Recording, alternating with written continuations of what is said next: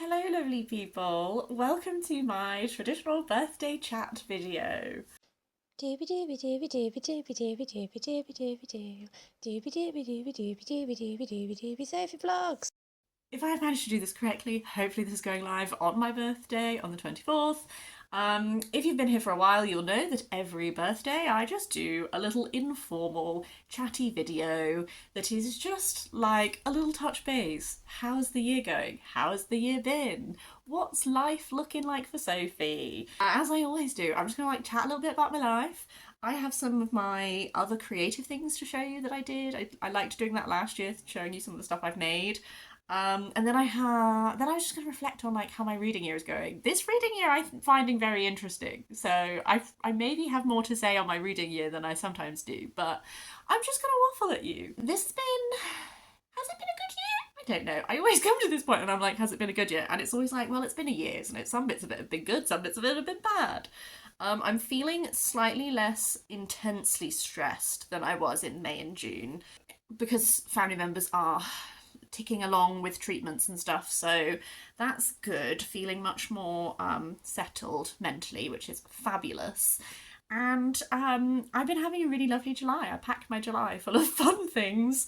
I'm doing, I think my first of my library reading vlog will have gone live by now.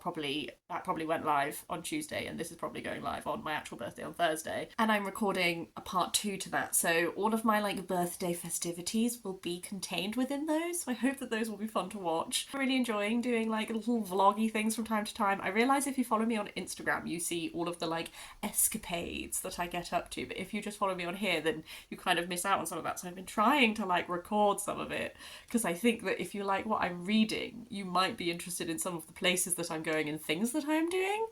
So yes, I'm trying to be better at that. It's a learning thing. I get very bashful recording in places where like people can hear me or see me. I don't know how anyone who vlogs does it. But yes, waffle waffle, having a lovely time. I also feel like, it's that thing where like everyone's always like, oh, your 30s are great. I'm loving my 30s. My 30s are great. I feel good in myself. I definitely have had a lot more eco anxiety this last year of my life, which we're going to skim over. But that's been an increasing thing, which I think is just a reflection of the world. But I've had lots of really lovely things happen in this last year.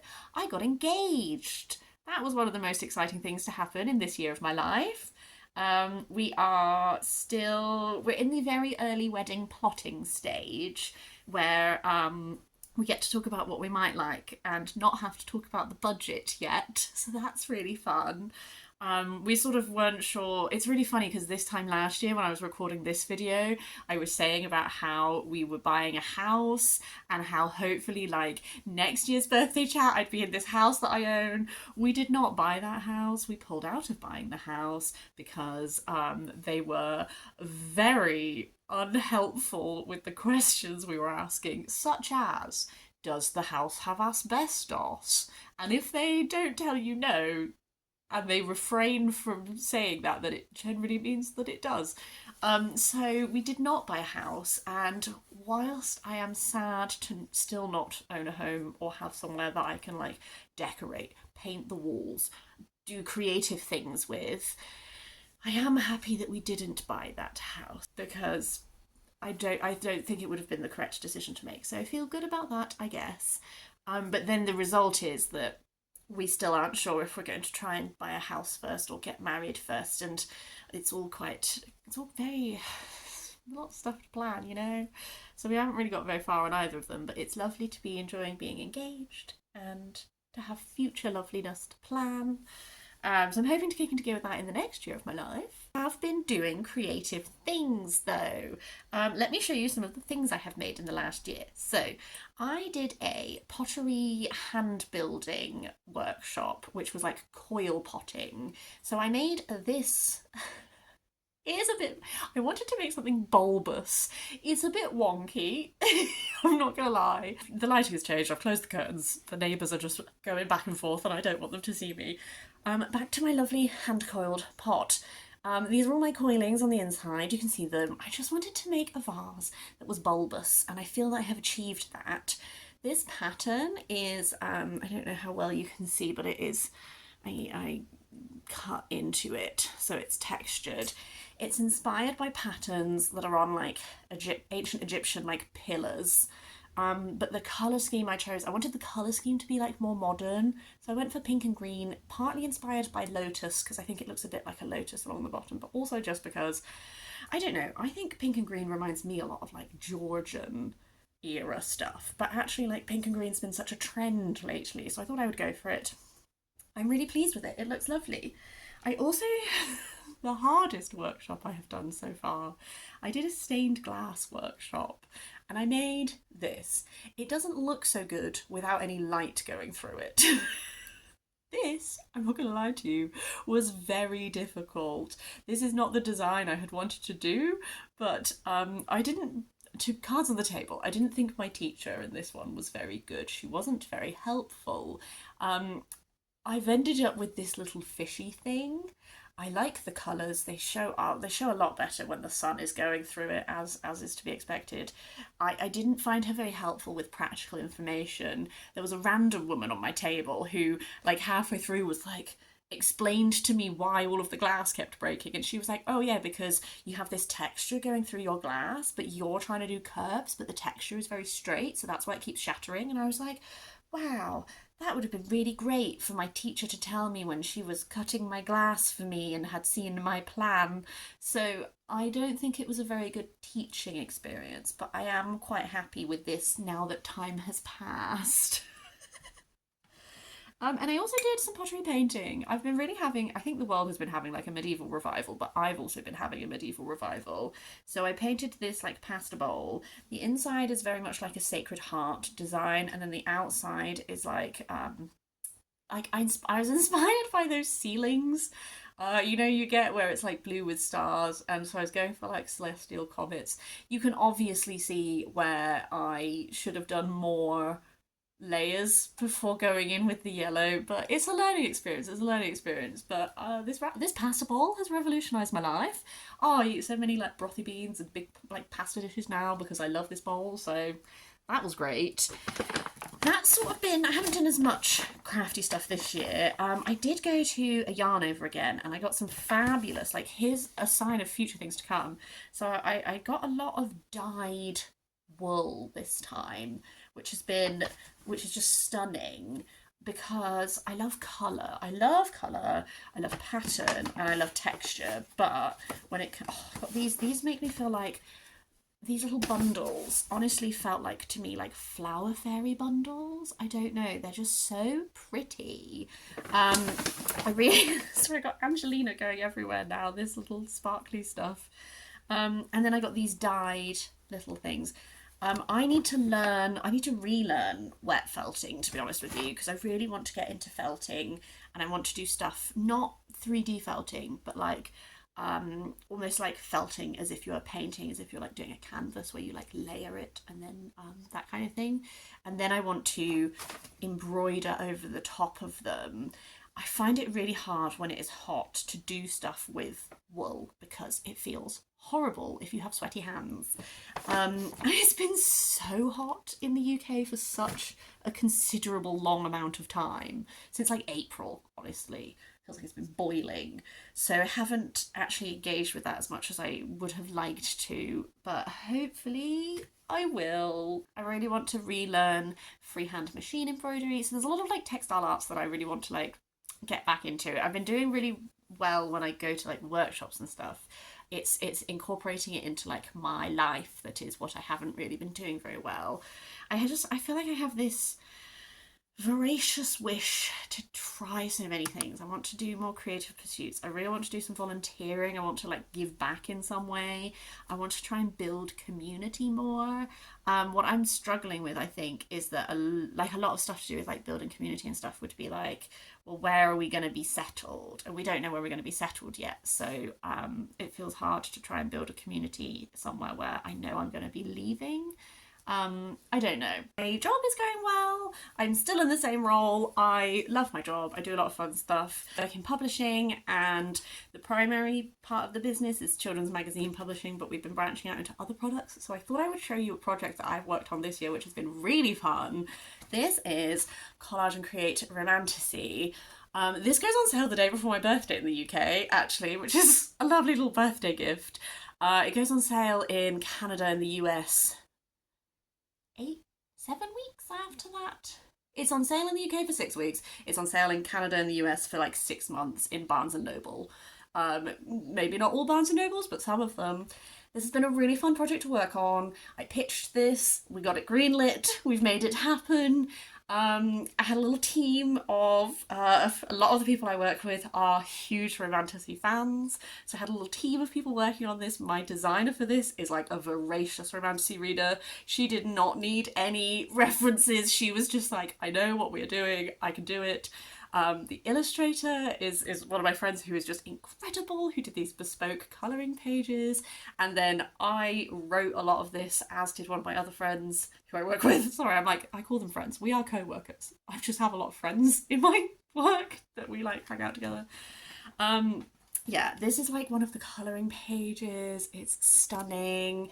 It's essentially like a collagey crafty book. So it has these like, I wrote this one, it has these like bigger editorial pieces, it has lots of book recs throughout it. Those colouring pages, like this is just like one of the collage pages, and then it also has, like these are like one of these like bookmarks. It has bookish crafts throughout. So the whole idea of this like is that it is made by readers for readers. I really hope it does well. It has this amazing, I love this gold foil. This is the first thing I've done that's got like gold foil on it. It's so exciting.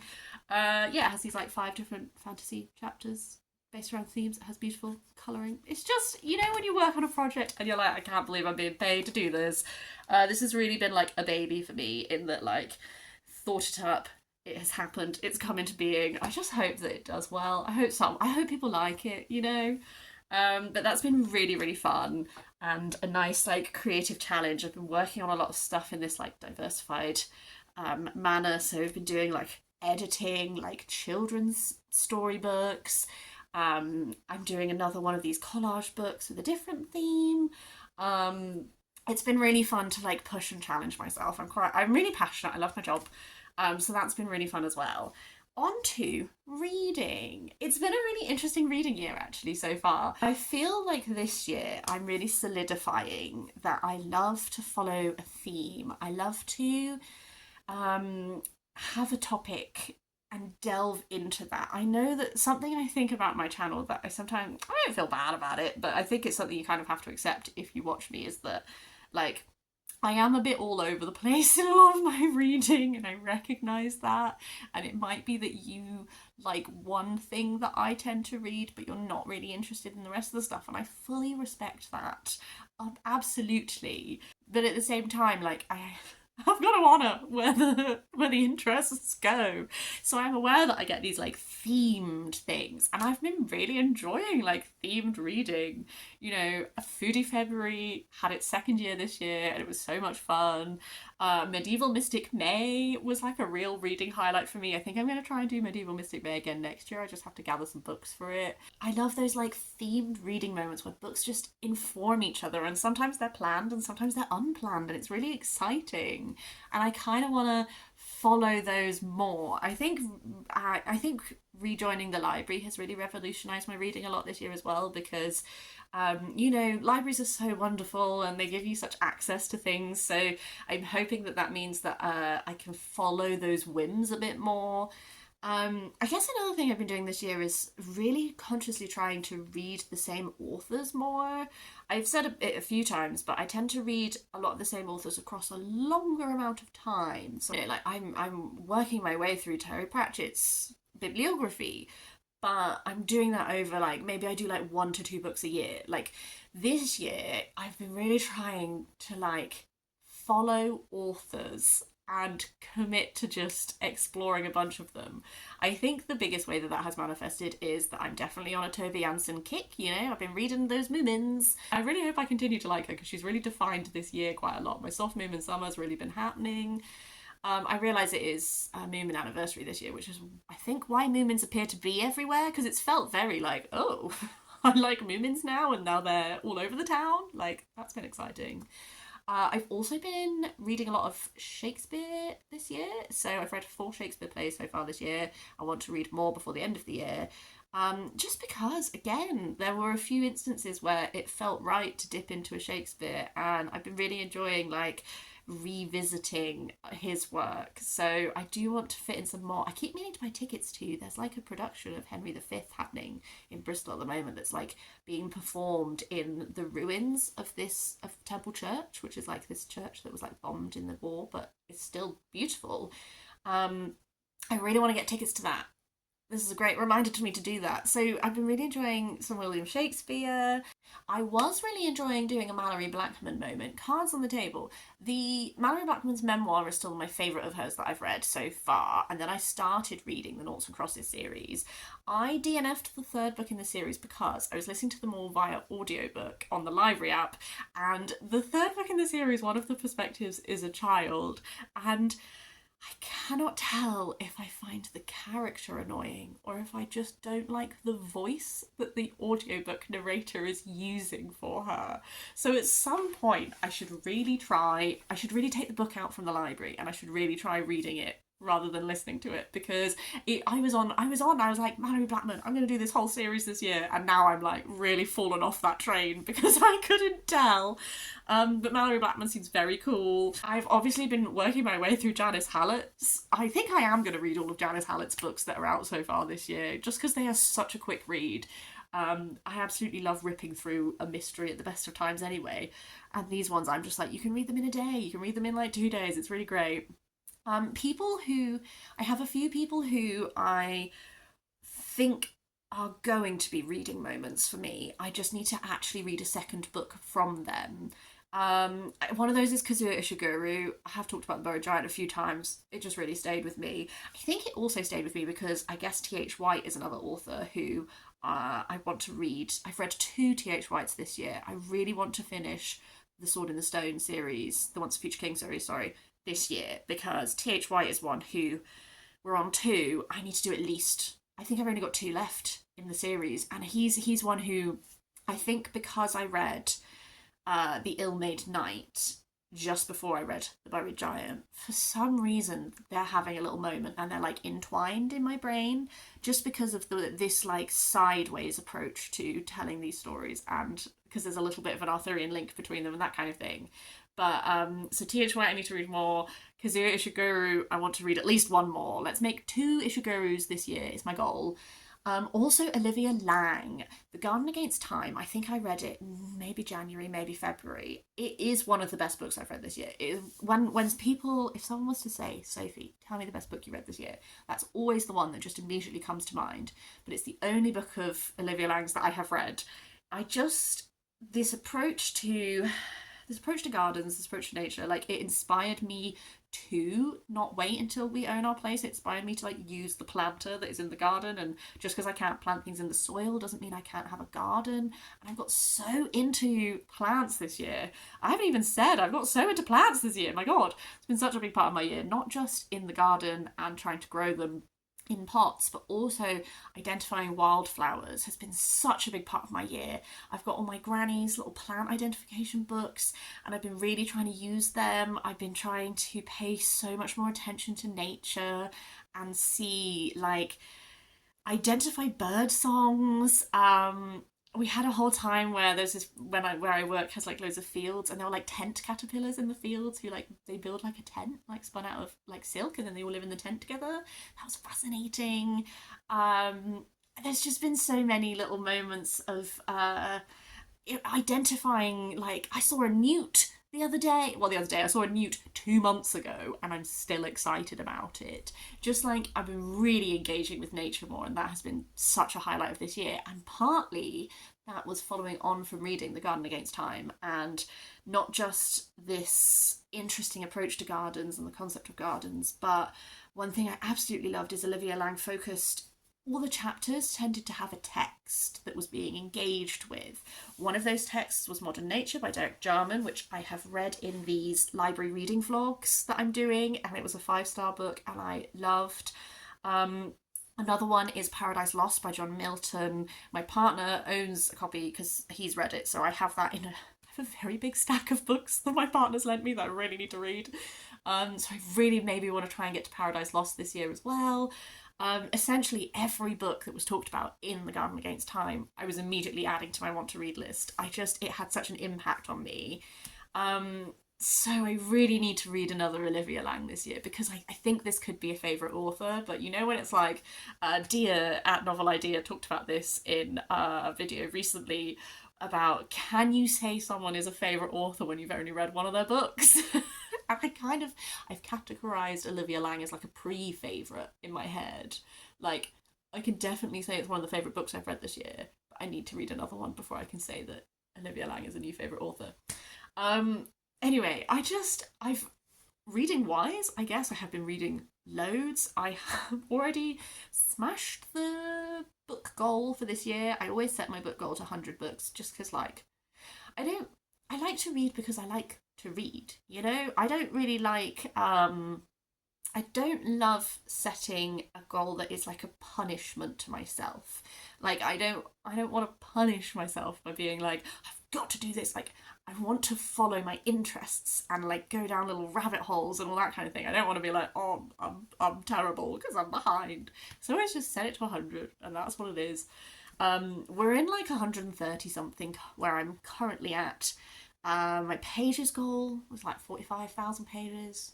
I'm like 90% there, I think. So like we're gonna get that. That's fine. Why do I even need to set a goal? You might ask yourself. I don't know, man. Similar to last year, currently my split is like almost 50-50 fiction and non-fiction. It is slightly more heavily weighted in fiction's favour currently, just because I always find it easier to read fiction. What has been interesting, I guess, about this year is that usually my you know, like Storygraph shows you like the page count of books you read. Usually like my big one is like the 300 to 499. That's usually like where my sweet spot is with reading, and that's like usually the majority. No, this year under 300 pages is the majority. And I was thinking about it, and I was like, I guess I've been reading a lot of shorter books like The Booms and The Moomins and all that kind of thing. I've been reading a lot of books that are like just under 300 pages, like 295 and all that kind of thing. I've been trying to tackle the odd tome. Started this year doing some buddy reads with Ashley of reading the tomes that are like chunky.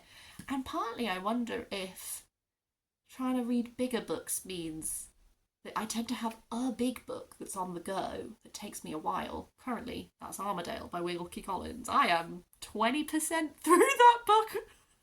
It's going to take me a really long time to read that book. It's like 700 pages.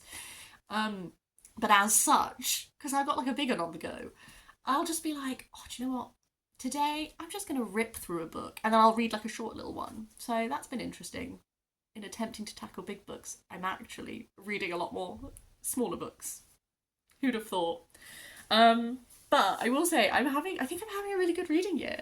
I'm like loving a lot of books this year. Really, you know, I'm feeling very like inspired, very following book trails. I think that is to do with the library a bit, but also just to do with just letting myself read, you know? I don't know if I have much more to say. This has probably been a longer video than I intended for it to be. I'd really like to hear from you about anything. Literally just leave me a comment about if any part of this video was interesting, if what has your like, I quite like having a birthday in July because it's quite nice to have like a sort of mid-year reflection thing. It's partly why I never do the mid-year freak out tag, because I'm always like, well, I'm gonna do like a little check-in on this birthday video anyway, so I may as well just chat about it now. How, like, partway through the year, like, how's your reading year going? Have you had any like big themes in your reading so far? Anything that's like out of the ordinary, or is it like I'm always like this and I continue to be like this? I would be interested to hear. It is interesting to hear, you know, from other people. Anyway, waffling. I hope that you're having a lovely day. I'm recording this just before my birthday. The day that you're seeing this, I'm going to be frolicking around a manor house gardens, hopefully, and then hopefully getting some nice food and just having a lovely little time. So, yeah, happy birthday to me. Hope you're having a lovely day, and I will see you next time for something different.